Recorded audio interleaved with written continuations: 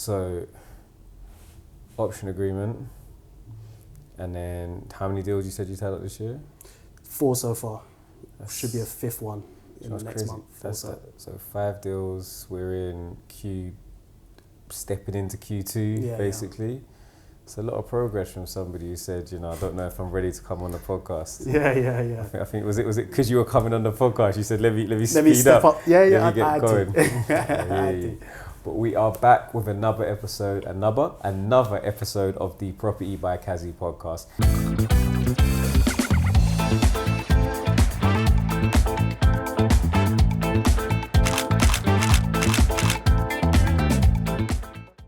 Now, each and every week we have an amazing special guest that is doing something great in property. And this week is just like every other week, we're doing exactly that. So we're joined by Issac. How you doing, brother? You good? I am good.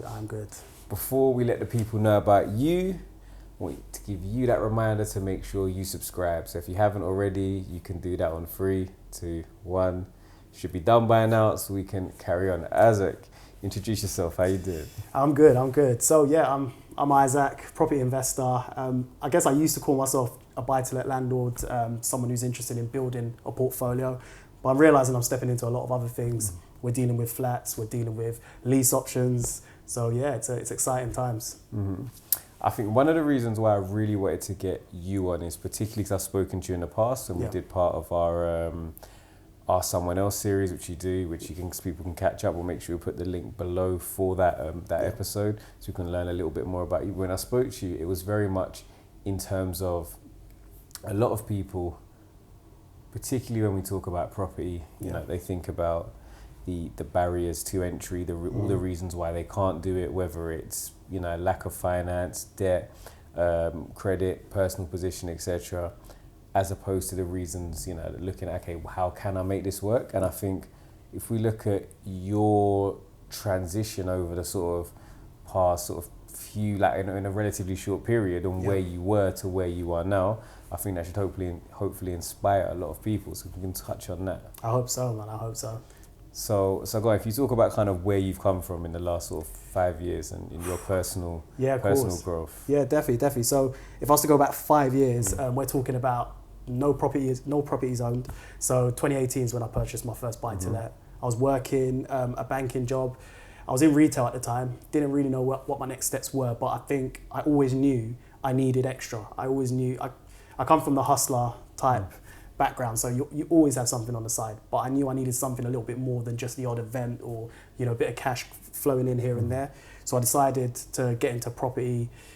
My mum put pressure on me. Basically, she turned around and she said, Issac, you want to get into property, you keep talking about it, save your money for the next 6 months, and whatever you get to, just get started. And I was like, you know you're going to do something, but it takes that person in your life to kind of just give you that little push. So I literally for 6 months saved, lived a very boring life, obviously working in the city and you're not going out for drinks, all of that stuff. And yeah, I was able to save up £3,000, which doesn't sound a lot, especially now with inflation, but that was one of the hardest savings I ever had to do. So if we touch on savings quickly, how did you save that £3,000? Like what changes did you make in your lifestyle? What things did you have to not do to be able to save that in 6 months? That's a good question. So first of all, budget. I had to literally do income expenditure breakdown, and I had to see where my money was going. So I actually looked through my statements for like the last 3 months, and I was like, okay, I keep drawing out £20 here, £20 there, and I realised I was leaking about £1,000 a day, like a month, sorry. And it made me realise actually it wasn't because of my bills, it wasn't because I had rent to pay. I was just living lavishly, I was enjoying myself too much. So once I cut that out, like I literally just said, for 6 months of my life, I just need to not go out with friends. And if I am going to go out, I'll set the location. We'll go to a pub, because a pub is nice and cheap. You get one drink, big beer, and that's it. But things like that, I just had to adjust and just humble myself and make sure that I was focused on where I was trying to go. Yeah, I think when it comes to saving, like you said, actually understanding like a baseline of, okay, this is stuff I have to pay for, because you can't say, let me save and not spend any money, because you just end up owing people money. But like understanding really how much you need to spend, like you mentioned, personal budgeting. I think there's a lot of good now, like if people take advantage of the ability of some of the online banks, so like your Monzo banks, where you can actually allocate individual transactions to specific areas, so whether that be travel, food shopping, etc., and see where you're overspending. Because like food, for example, is one area, particularly like if you're working, maybe away from home somewhere where it's not that convenient to take food in. Like coffee in the morning, like, coffee in the morning with a croissant. That's already that was me. That's a fiver. Yeah. Before you know it, it's a fiver in the right place. I was spending £30 a day basically, more or less. With lunch, it doesn't take, and then you go drinks afterwards. It's very easy to spend £30 a day. Exactly, and that £30 a day, as you mentioned, like £30 a day over, in over 10 days, £300. 100 days, that's your 3,000. That's your £3,000 in. A third of the year, so it can add up very quickly. So I do think if you are looking, the starting point before you start investing is how do you save, how do you manage your money?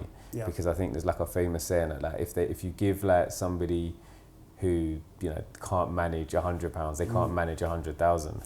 I fully agree with that. And actually, funny enough, that's a very similar saying was thrown to me, and I realised with all my ambition, because I've been ambitious ever since I was young, but you always get to a level and then you hit a ceiling. It's only that mindset shift and realizing how to actually manage money. And of course, reading Rich Dad, Poor Dad, which always helps. But things like that just help to really set my mindset. So yeah, I fully agree.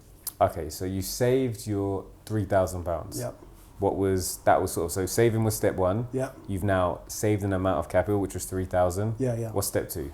Okay, so before we get to step two, I just got to say, when I got to that 3,000, I would have kept saving. Again, Mum came about. She said, okay, now let's start looking at properties. So the reason why I keep throwing my mum in it is because I don't want people to think when you've got those people in your life who are trying to push you towards positive, sometimes you need some time to get there. So yeah, my mum kind of turned around and said, you've got £3,000, start putting in offers, all of that stuff. So that's when I went on viewings, started talking to agents. Because I was doing all that activity, so my girlfriend's sister is actually a property investor herself. So she noticed what I was doing, she noticed what I was into, and then she was like, right, let me take you under my wing and I'll show you what you need to do. So that was kind of my first unofficial mentor. Obviously, it was not, I didn't have to pay, but it was really good for me to understand how to talk to agents. She literally gave me a script. She told me what questions to ask, what to look out for in the viewings.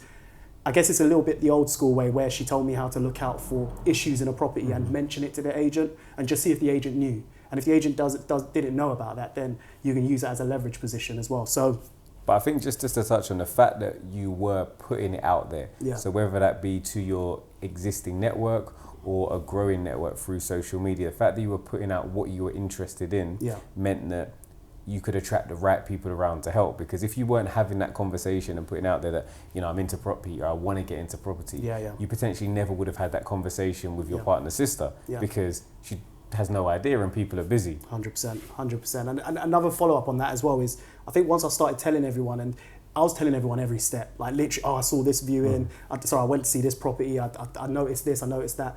All of a sudden, I had family members and close people start to hover around, and this goes up to the, I guess, stage 3, which is once I put in an offer for a property where, just to explain the property, so this is a property that had been on the market for 6 months, a deal had fallen through 6 months prior, the market wasn't in a, 2018 it was okay, it was kind of steady, there was nothing amazing happening in North Kent especially, I'll talk about that, and I'm more or less, it was a direct event of viewing, the agent couldn't turn up, I was able to talk to the vendor and basically ask them questions. What are they trying to achieve? What's their next step?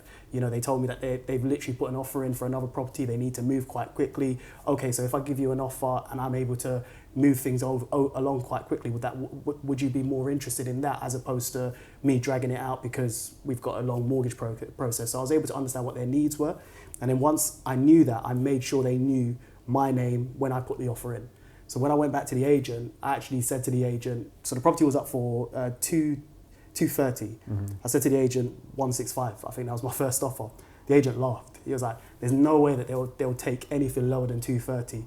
I've had this customer for the last four months, and they've rejected so many offers." He went back to the, because obviously he has to, by legally he has to go back to the seller. The seller went down to 200. They were like, oh, "Okay, we'll accept 200." I was like, "Okay." So you said 230 wasn't possible. We're now at 200. We're almost there. So I went back with 180. They said 185. No, they said 195. And I just said, look, let's just square it up at 190. Bearing in mind, I knew that day one that property was worth probably 220, 210, 220. And I obviously had a longer term plan for it, and I was going to do it up and all of that stuff. So yeah, that's how I kind of got the property over the line. And then there was raising the money. So bearing in mind, we talked about telling everyone what you do.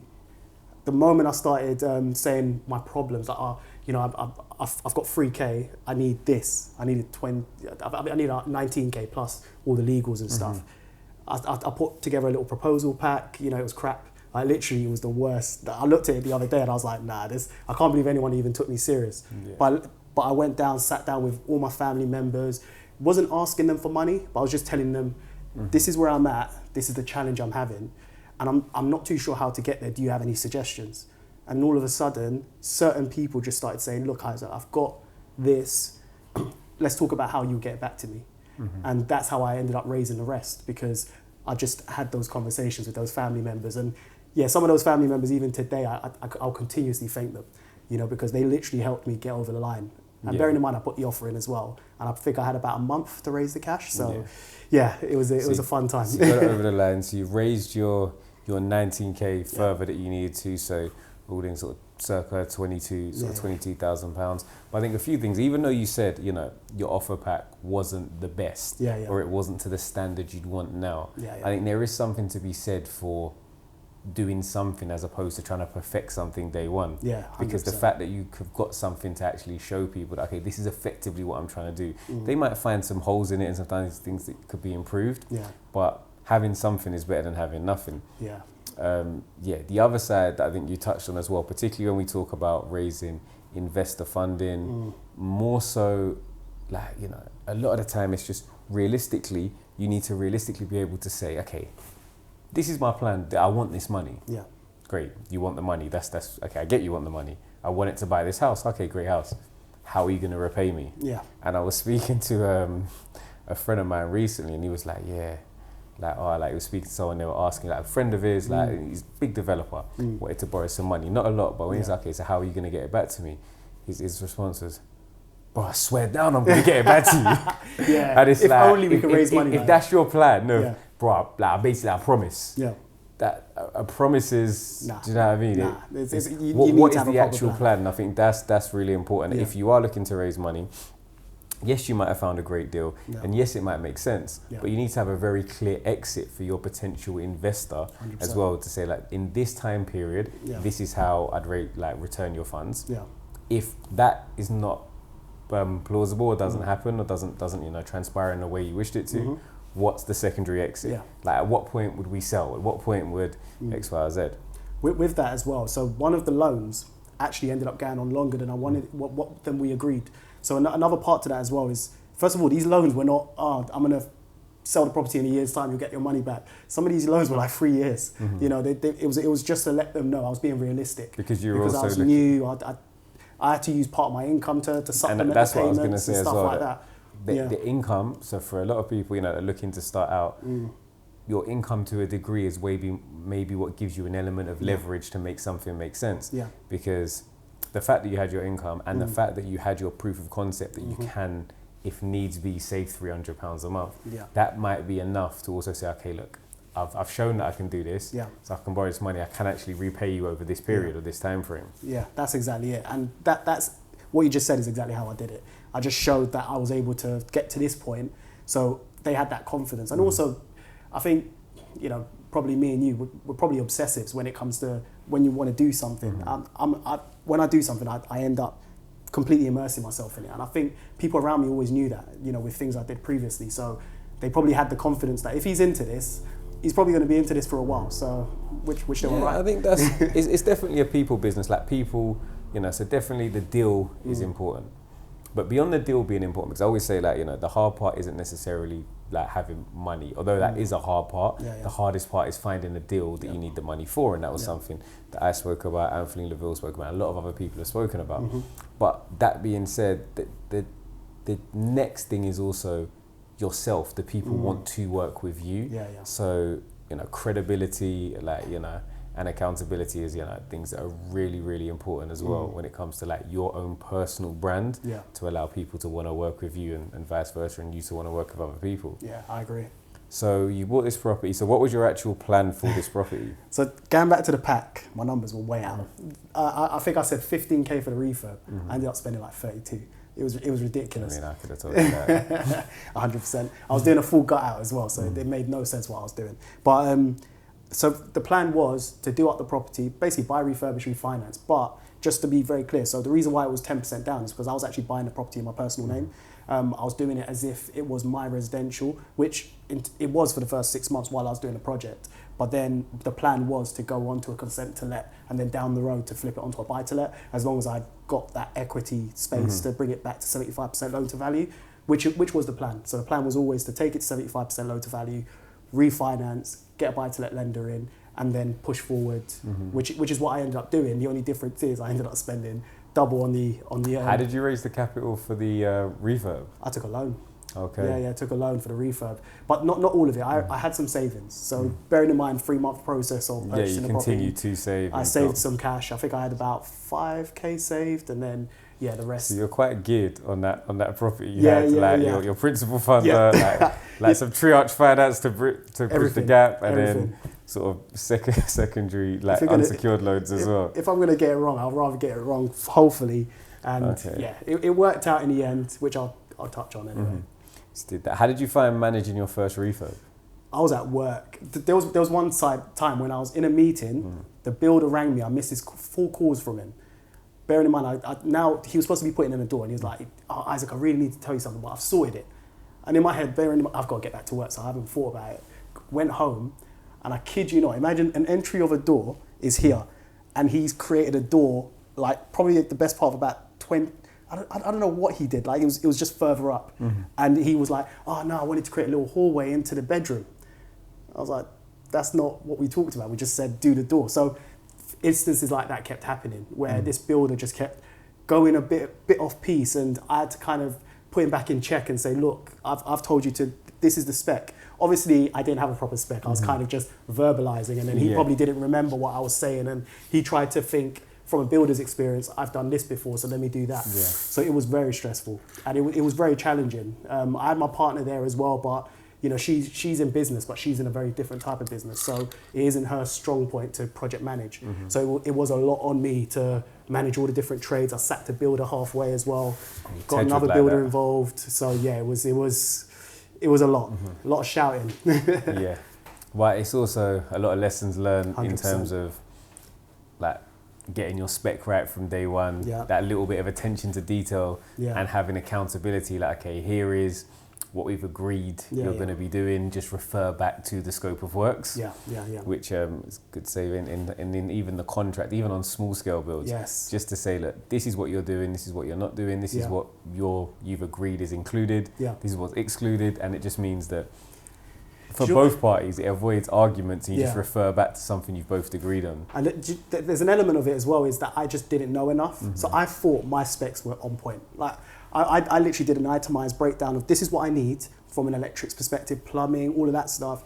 And it was detailed, but then there was little details I was missing because I just didn't know. So it was like, oh yeah, you've costed in to fit a bath, but do you know that a waste is needed and it needs to be repositioned because you want the toilet there, so we're going to need to put an elbow in and all that stuff. So there was little details where I wanted the end result, but I wasn't aware that to get to the end result, there was additional cost. So I learned a lot about getting into the minutiae, which is really important. Okay. So that was your first deal. You ended up consent to let and then refinancing. What were you able to refinance at? They valued the property at 230. Yeah, 230 in the end. It was 210 at purchase, 230 in the end. So I did 75% down. I think the mortgage was something like 170 or something like that. I can't remember. But so we managed to get me to a buy to let. I think the mortgage payment went from, so on a consent to let, they're very cheeky. They always up 1%. So my pay, I wasn't making a lot in that process of 2 years. But then after that, it literally went to interest only. It dropped drastically, from like £700 to £300. And also, like it's a balance. You're paying back a bit. Exactly. You built up that level of equity that allowed you to switch as well. Exactly. Making those repayments. Okay, so then fast forward. What was your next step in property? Next step was to realise I made a lot of mistakes and get some education. Just get myself to a level where if I was to do this again, I wouldn't be second guessing myself so much. The project wouldn't take so long, all of that stuff. So I think, yeah, that was my next step. So I did the typical rounds, from your progressives to your pins and all that stuff, turned up to loads of meetings, did a lot of networking, a lot of friends that I'm still connected with now who are in property doing amazing things. So I literally spent the next 2 years doing that. Yeah, didn't do much more than learning. How did you, in terms of your networking, what would you say, let's talk about networking as a whole. Yeah. Give me your sort of big top 3 positives from you going to these networking events. So first of all, I was in the typical kind of business cards, all that stuff. I didn't connect with anyone for at least a year, because it was very much kind of rushed, and you go there for someone to stand up on stage and talk, and actually you don't get a lot of time to network unless you go to the bar later on, and by then I had to go back home and all that stuff. So the first year wasn't really great, but then when I started to realize, actually, first of all, turn up early, because that's when you'll get to speak to not just the people in the room, but the people who are actually going to go on stage. Get to find out what they're about, tell them a little bit about yourself. So for me, it was very much positives were making long connections if I can continue to turn up to that network and show them that I'm a little bit different to everyone else. If I can jump up on stage, that one was a big one, because the way that these events work is if you're the person on stage, you're the one that everyone's going to go to, because either you know something, or you're someone who's seen to know something, so they're all going to come to you with opportunities, all that stuff. And then the other thing is just be honest with what you're looking for. Be very clear about what you're looking for, because you can waste a lot of time having a lot of hot air conversations, which is what I did in year one. I plan to be a property investor, all that rambling at people, and the person's probably like, all right, mate, let me go to the next person. So just be clear about what you're looking for. Some top tips for networking. So it was be honest about what you're trying to do. Yeah. Turn up on time so you can be part of the pre-networking. Yeah. And what was your last one? I said try and jump on stage, Yeah. because that will make you an authority. And lastly, just make sure you're clear about why you're there. If you need a builder, then don't waste time. If someone jumps up and says they're a builder, don't talk to anyone else. Just go to that builder. Pause. Stop. Sorry, quick intermission. As we have no sponsors, you're the sponsor right now, so subscribe to this video if you're enjoying it. Also, if you haven't already, like, comment, all that good stuff. Now, back to the video. What about the other side? Any downsides of networking, or things that you would change or do differently when it comes to networking? Yeah, I probably wouldn't spend so much time going to several different networking events. I'd probably just focus on one community and really get the benefits of that community and build relationships with the people who are hosting. So you effectively become an authority in the room because they give you a chance to jump up on stage. So I would have probably done that and just focused on one group rather than probably spending a lot of time jumping up and down. Jumping between. And never really getting to know anyone, which I did for a while. Fair enough. Okay, so that was bought the first property 2000, you say 17? 18. Yeah. So sort of 2 years of increasing your property knowledge, going to networking events, just building relationships. So that sort of takes you to 2020. And where did you go from there? 2020, well, Clubhouse happened. I think kind of 2018, 2019, I think a lot of my confidence got knocked a little bit because I wanted to jump into rent-to-rents. I think I understood the concept, but I was really challenged with the commitment for time. And I'm not sure I was ready at that point to really put that level of work into something that literally needed continuous. And it was actually a meeting I caught up with Etten, who we said we both know. His phone was popping off every second. And I looked at it, I was just like, even on a weekend, I'm not sure if that's me yet. So I was a bit knocked because I'd spent some money on learning about rent-to-rents and I didn't really know what my strategy would be moving forward.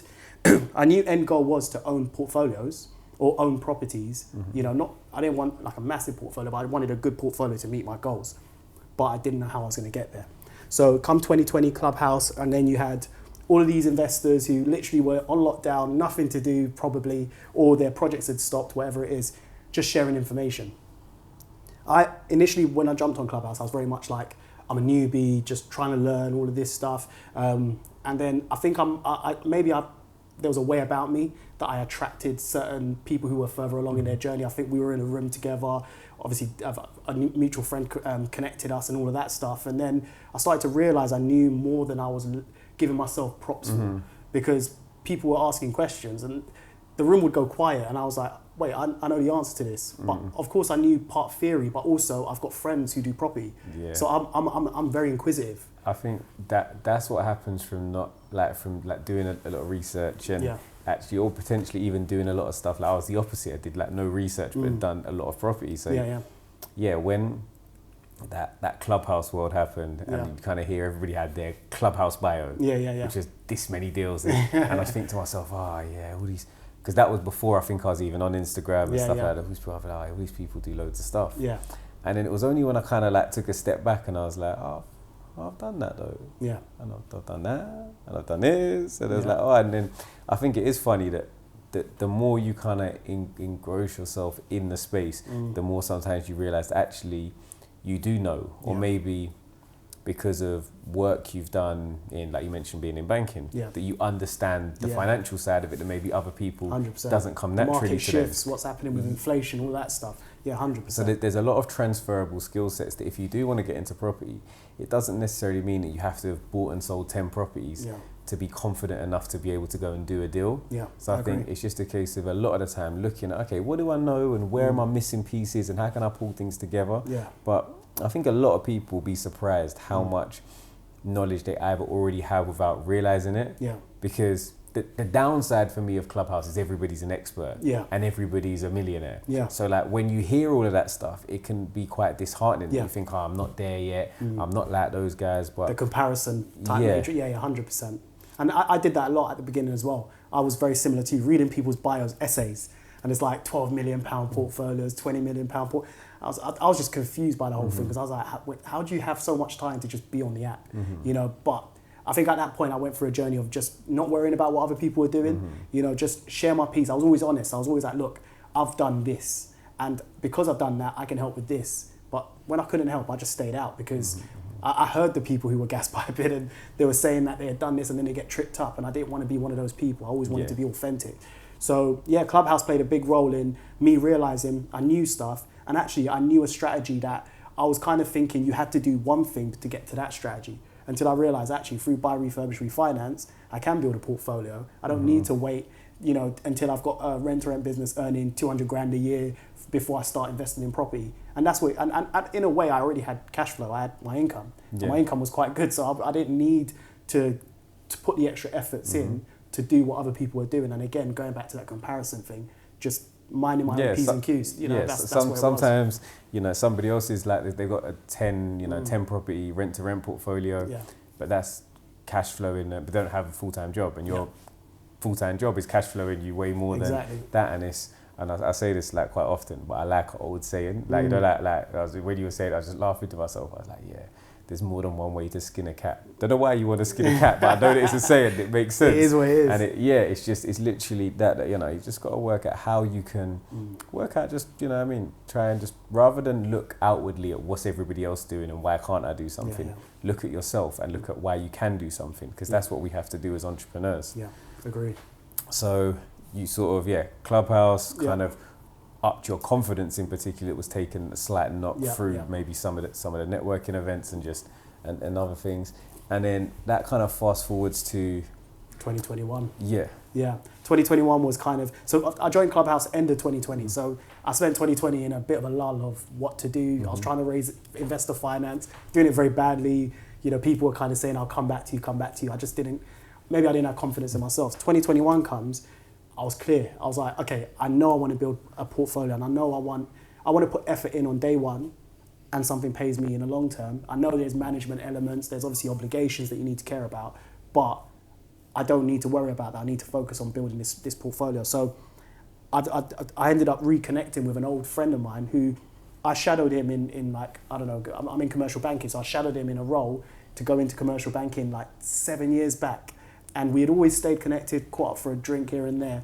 But literally, he saw that I had changed my. I was like, right, I'm property now. I changed my LinkedIn, added property investor like everyone does. And then he saw that and he was like, right, you're in property. Do you know I've bought? I think at the time he had owned like 20 properties or something like that.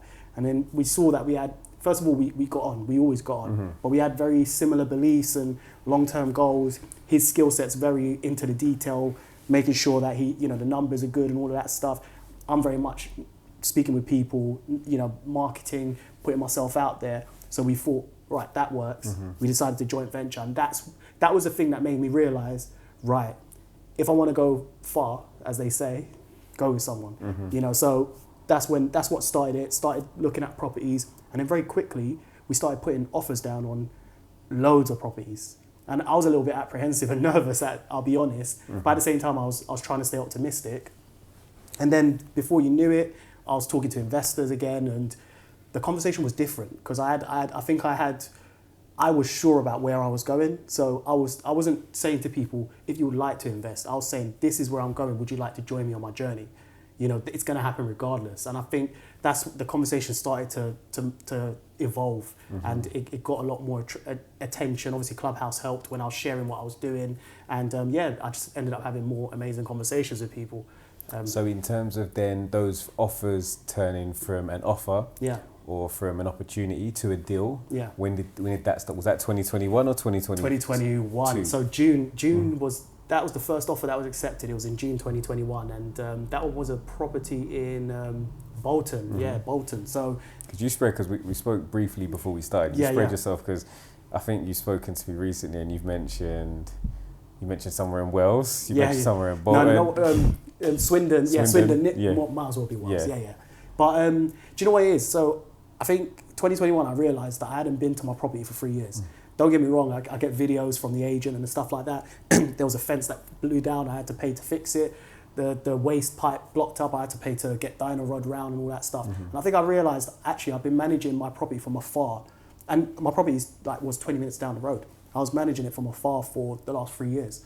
So that's what opened up my mind and made me realise, actually, as long as I can qualify an agent, make sure that agent has trades, has a team in the office, so if they're off, there's always someone. As long as I've got a quality agent and I can continually manage them, then I can easily invest in other places. And I think that's what opened my eyes up. And I guess to some extent, my aim is to make the properties meet, because I'm going to fill the gaps in. But for now, if I see a good deal, I'm not going to worry about where it is. You're focusing on sort of the good deal, like maybe slightly below market value, buy-to-let investments, some BRRR, so that's just where you're obviously adding the value for a refurbishment, and then looking to refinance and pull out as much of your own money as you can. And you've also been marrying that with raising investor finance to fund further deals. So 2022 now, we are recording this, we're end of March, so still technically Q1.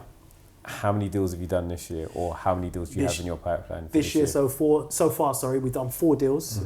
So 2 flats and a freehold, a property in Leeds, and I keep forgetting the 4th one. I'm not sure, because I think it's because we've had something fall through. It keeps leaving me, but we had a deal fall through in York. It happens, The reason I wanted to touch on that is because, again, if you go back to our initial video, we speak about potentially you being, although you were working and had gone to university and had like a good job, still being partially in debt, to then actually getting to the point where, okay, I'm now out of debt and working out how to do that, to saving and saving £3,000, to being comfortable enough to look at a property and find a deal based on increasing your knowledge of the area, putting together like a pack to raise the remaining finance, then working out where the holes are in your personal knowledge base, and go and get yourself educated. Then build a relationship with somebody, because at that time it was like, okay, I don't necessarily have all of the pieces to the puzzle, but I've got, the investor relations, I've got, I can put myself out there, but need somebody maybe with more experience in actually doing the due diligence on these deals, and somebody that both of you found each other personable and could work with. And you've gone from scaling from being in debt to saving, to buying your first property, to now potentially having 5, potentially 6 deals in the first quarter, so first 3 months of 2022. And I think for a lot of people, they'll look at that and say, wow, that might be a light bulb moment. Okay, there were a lot of potential hurdles, a lot of things there were loads of reasons why you potentially couldn't do it. As you said, like as an investor, as an entrepreneur, it's our job to consider the problems, but find the solutions. 100%. And I think that's what you've done really, really well. No, thank you. The way that's the first time I've ever heard it back. Now you've said it in that journey. Yeah, it's. I hope someone out there who's listening, who is at the beginning start of their journey, and I always say this to people at the beginning of their journey. You know, don't think it's just going to be one straight line. There's so many bumps to come along, but enjoy it. Yeah. You know, I enjoyed every part of it. That is, and that brings me to the question we ask everybody when we wrap up an episode, and that is the question that I get asked most commonly. I'm sure probably you do in the conversations that you have. So maybe somebody's, well, we always say like, oh, they're 17, 18, 19 and want to get into property, but I'm going to add to that and say, look, it's just somebody that wants to get into property, but you know, doesn't really know where to start. What advice would you give to that person? Do you know what? First of all, it's not as complicated as you think it is. Just with the information you have at the moment, just try and think, if you want to get to stage from A to B, what if there's things you genuinely don't know, go learn them. You can read books, you can speak to people who are more experienced, or some people pay for courses, get that information in, and then take action. You know, learning without action is a waste of money, to be fair. And I've seen a lot of people who are learning junkies. You know, it took me one course for me to understand, right, rent to rent isn't what I want to do. It took me one course to understand buy, refurbish, refinance might work for me, because actually it gets me to my ultimate goal of owning a portfolio. So yeah, that's the advice I'd give, is learn something in whatever way you choose to do it, and then take action.